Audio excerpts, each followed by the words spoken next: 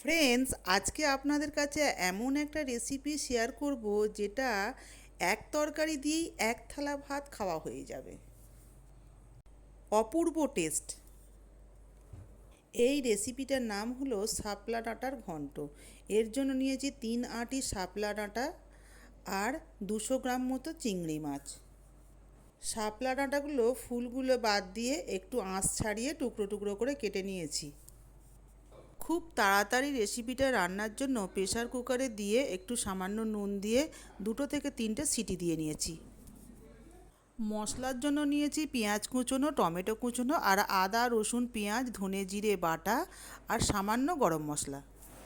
কড়াই সামান্য তেল দিয়ে পেঁয়াজগুলো হালকা লাল লাল করে ভেজে নিয়ে ওর মধ্যে টমেটো কুচোগুলো দিয়ে আর একটু ভেজে নিলাম।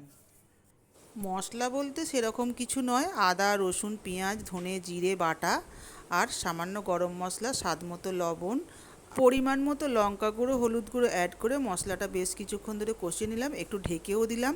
তারপর সামান্য জল দিয়ে আরও একটু কষে নিয়ে সিদ্ধ করে রাখা শাপলা ফুলের ডাঁটাগুলো মশলার মধ্যে অ্যাড করে বেশ কিছুক্ষণ নাড়াচাড়া করে গ্যাসের ফ্লেমটা লো করে একটু ঢেকে দিলাম।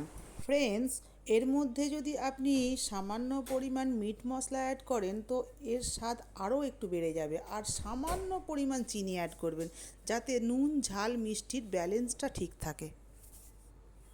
গ্যাসের ফ্লেমটা লো করে দিয়ে 5 মিনিট মতো এটাকে ফুটিয়ে নেবেন। এরপর অন্য একটা ফ্রাই প্যানে চিংড়ি মাছগুলো হালকা করে ভেজে নিয়েছি। 5 মিনিট পরে ঢাকনা খুলে ওর মধ্যে চিংড়ি মাছগুলো অ্যাড করে আরও 2 মিনিট ঢেকে রাখলাম। তারপরেই তৈরি হয়ে গেল আমাদের শাপলা ফুলের ডাঁটা চচ্চড়ি। ফ্রেন্ডস, এই রেসিপিটা রান্না করতে 10 থেকে 15 মিনিট ম্যাক্সিমাম সময় লাগে। তাই এত সুন্দর একটা সুস্বাদু রেসিপি আপনাদের কাছে একটা লাইক, একটা সাবস্ক্রাইব আর প্রচুর প্রচুর শেয়ার করবেন। অনেককে শেয়ার করলে এই ভিডিওটা সবার কাছে পৌঁছে যাবে।